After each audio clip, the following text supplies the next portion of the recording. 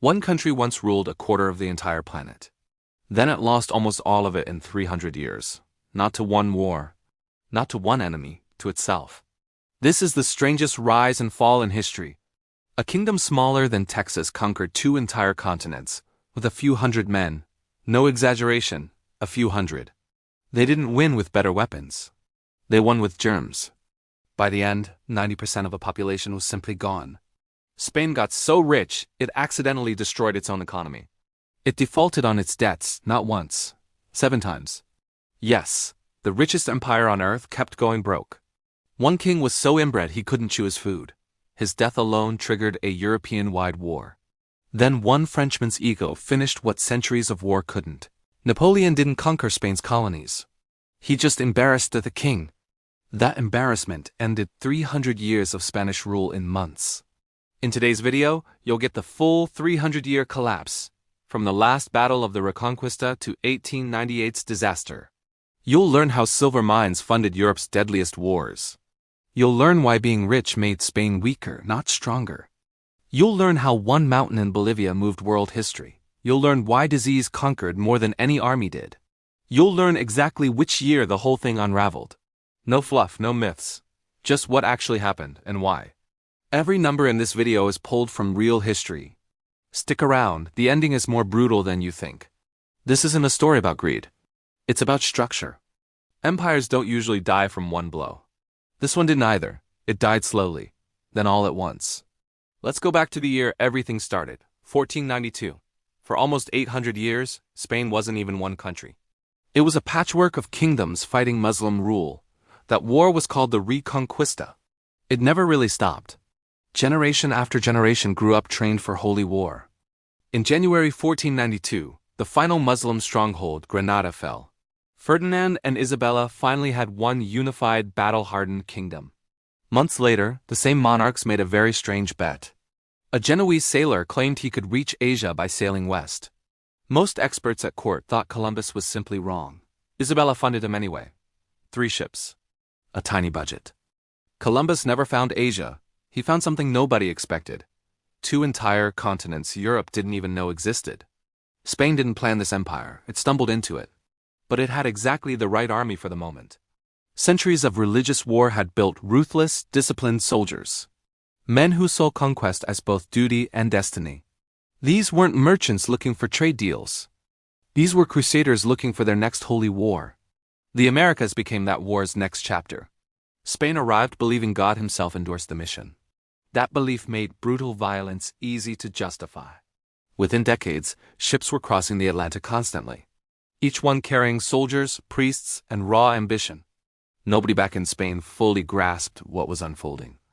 A medieval kingdom was about to become a global power. And it happened faster than anyone could have predicted. The first real target, the massive Aztec Empire. Millions of people, one of the largest cities on Earth. Tenochtitlan was bigger than most European capitals at the time. Spain sent a force that looked almost suicidal in size. Hundreds of men against an empire of millions. On paper, this should have ended in slaughter. Spanish slaughter, specifically.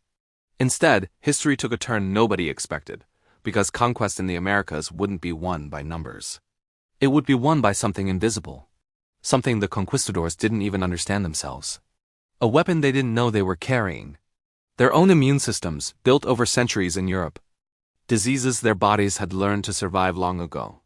The Americas had never encountered these diseases, ever. No smallpox, no measles, no immunity built up at all. What happened next wasn't really a war. It was closer to an unintentional biological apocalypse, and it would decide the fate of 2 continents.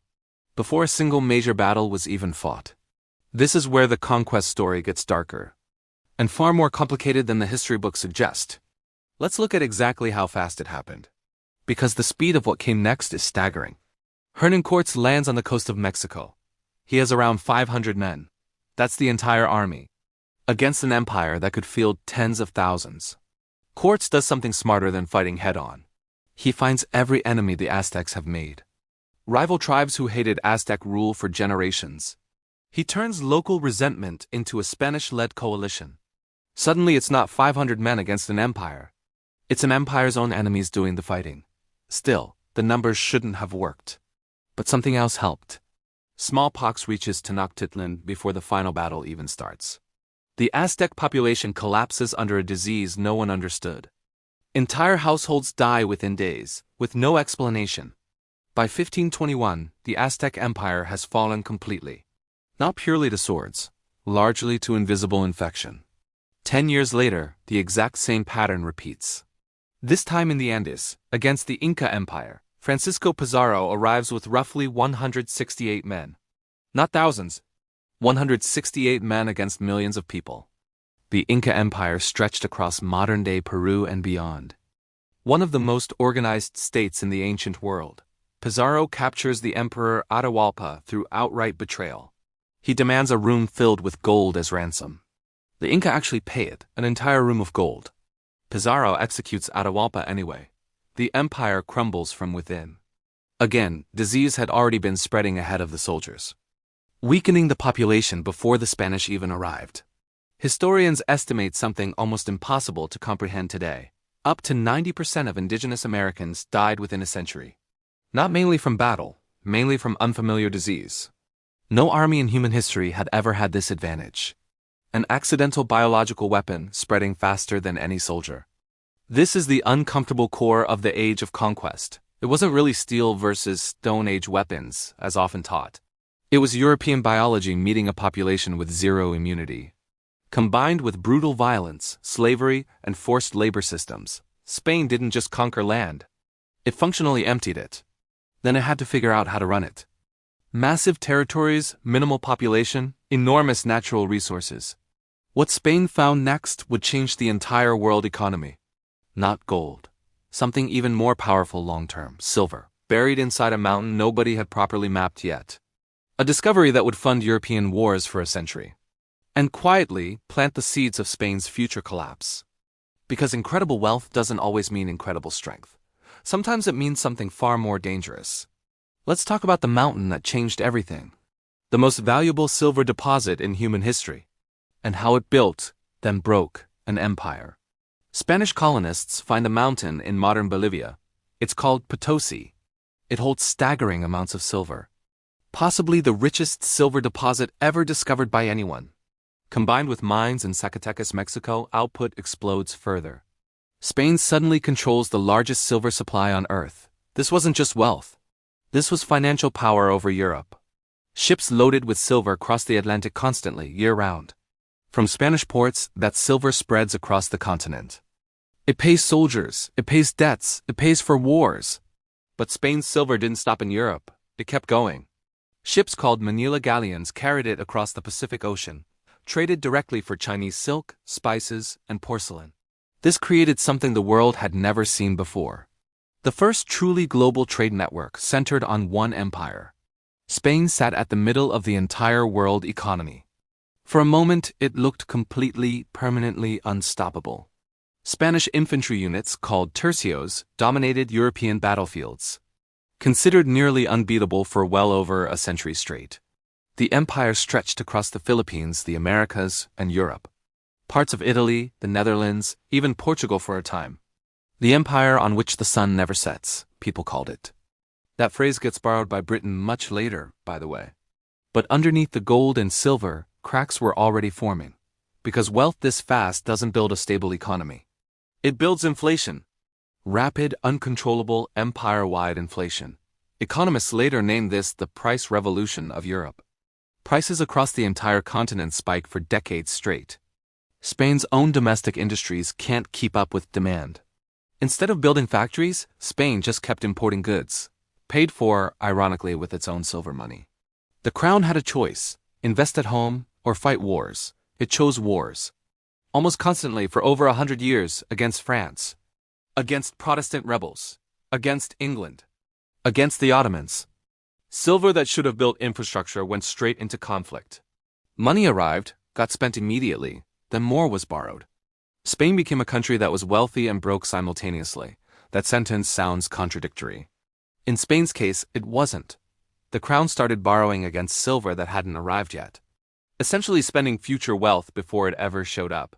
This is where the real trouble begins for the empire. Not from a rival army, from its own financial habits. A pattern that would repeat again, and again, and again.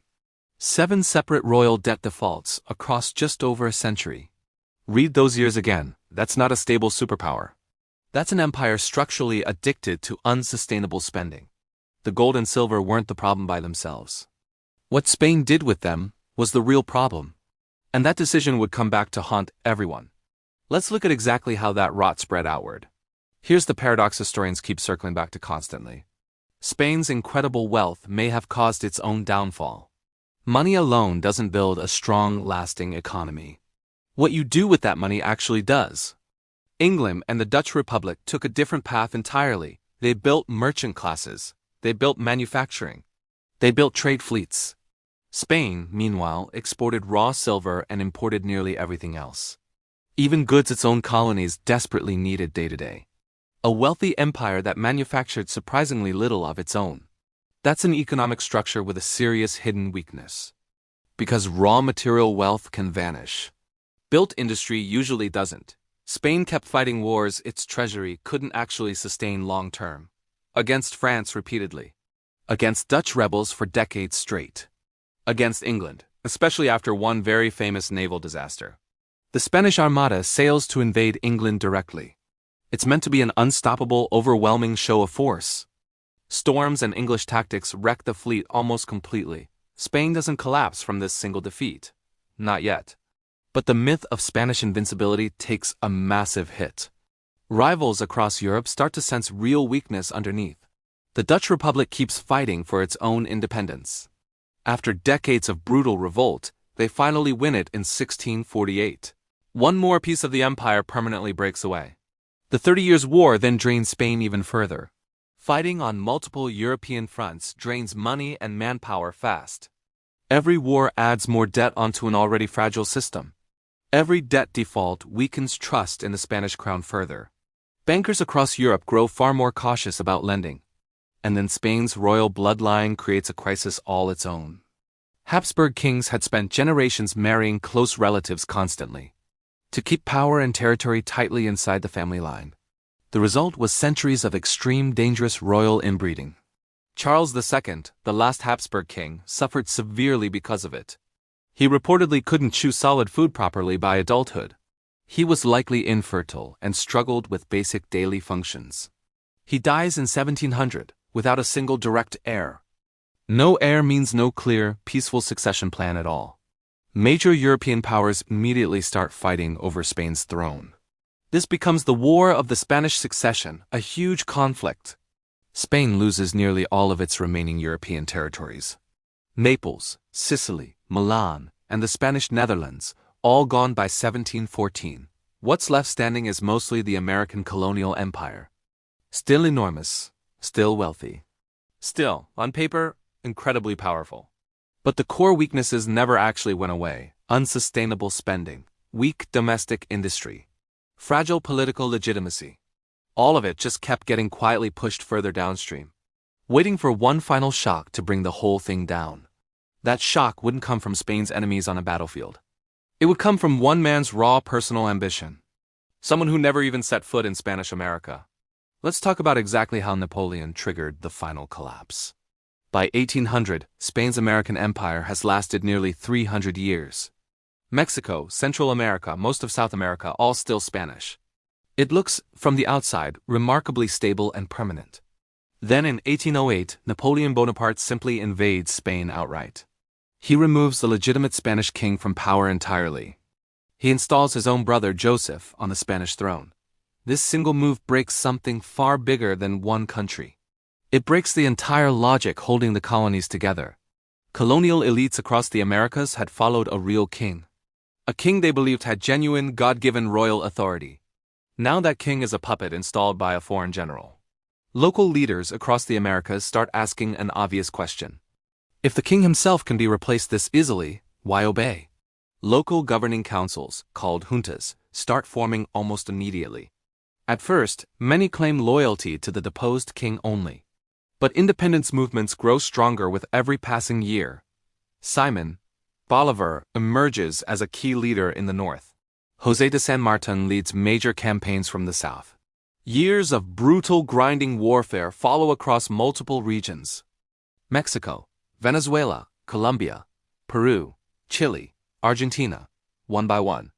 Spain tries desperately to hold on to its colonial system, but its treasury is already exhausted from centuries of war.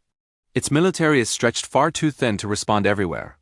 By 1826, the outcome is essentially decided across the continent.